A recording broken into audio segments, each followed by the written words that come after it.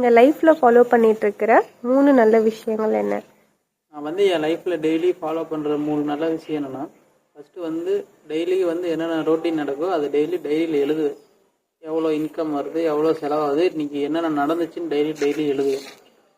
ரெண்டாவது விஷயம் என்னென்னா, இன்றைக்கி என்னென்ன நடந்தது, அடுத்தது என்ன பண்ணலாம் அப்படின்ட்டு வந்து என்னோடய நண்பர், ரொம்ப நெருங்கிய நண்பர்கிட்ட வந்து சொல்லுவேன், தெரிஞ்சுக்குவேன்.